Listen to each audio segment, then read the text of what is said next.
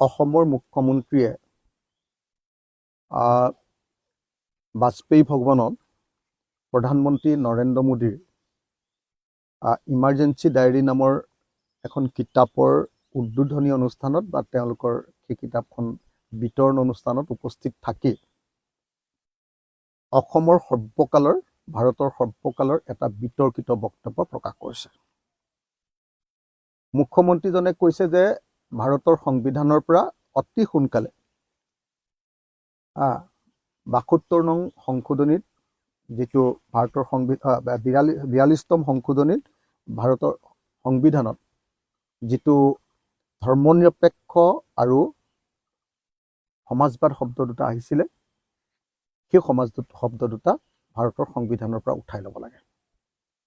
ভাৰতৰ সংবিধানৰ পৰা ধৰ্মনিৰপেক্ষ আৰু সমাজবাদ শব্দ দুটা উঠাই লৈ অসমৰ মুখ্যমন্ত্ৰীয়ে ভাৰতক এখন ধৰ্মীয় ৰাষ্ট্ৰত পৰিণত কৰি পাকিস্তান, বাংলাদেশ বা আফগানিস্তানত পৰিণত কৰিব খুজিছে।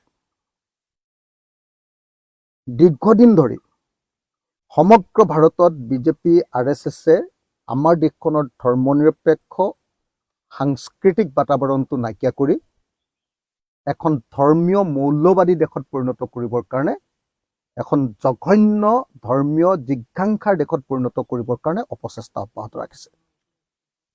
সেই অপচেষ্টাক সাকাৰ কৰিবৰ কাৰণে এতিয়া কেন্দ্ৰীয় চৰকাৰে আগবাঢ়ি গৈছে আৰু হয়তো অচিৰেই অসম চৰকাৰৰ পৰাও প্ৰস্তাৱ পঠিয়াব, হয়তো অসম চৰকাৰৰ পৰা অসম কেবিনেটৰ পৰাও হয়তো প্ৰস্তাৱ পঠিয়াব যে সমাজবাদ আৰু ধৰ্মনিৰপেক্ষ শব্দটো ভাৰতৰ সংবিধানৰ পৰা উঠাই দিব লাগে। অৰ্থাৎ ধৰ্মনিৰপেক্ষতা নাইকিয়া কৰি আমাৰ দেশক পাকিস্তানৰ নিচিনা এখন ধৰ্মীয় মৌলবাদী দেশত পৰিণত কৰিব লাগে। অৰ্থাৎ সমাজবাদ শব্দটো নাইকিয়া কৰি আমাৰ দেশৰ সকলো জনতাৰ প্ৰতি কল্যাণৰ পৰিৱৰ্তে আদানী আৰু আম্বানীক আমাৰ দেশখনৰ সকলো সম্পদ আৰু বজাৰ এৰি দিয়াটো আৰু আমাৰ দেশৰ সকলো টকা পইচা ছাবচিডিকে ধৰি সকলোবিলাক আদানী আম্বানীৰ নিচিনা পুঁজিপতিবিলাকৰ হাতত দি দিবলৈ কৰা ষড়যন্ত্ৰৰ অংশৰূপে পোৱালী এজন সাম্প্ৰদায়িক নেতা, ভাৰতৰ এজন পোৱালী সাম্প্ৰদায়িক নেতা হিমন্ত বিশ্ব শৰ্মাই এনেকুৱা ধৰণৰ অতি উৎকট সাম্প্ৰদায়িক, অভদ্ৰ, অসাংস্কৃতিক, সংবিধান বিৰোধী এই বক্তব্য প্ৰদান কৰিছে। আৰু এই বক্তব্যই সামগ্ৰিকভাৱে বিজেপি আৰু RSSৰ উচ্ছৃংখল ধৰ্মীয় বীজাণু থকা ধৰ্মীয় উন্মাদনাৰ এখন ভাৰত গঢ়িবৰ কাৰণে কৰা অপচেষ্টা আৰু ডাঙৰ ডাঙৰ কৰ্পৰেট আৰু পুঁজিপতিবিলাকক দেশখন গতাই দিয়াৰ কাৰণে যি ধান্দা, সেই ধান্দাকে প্ৰতিফলিত কৰিছে।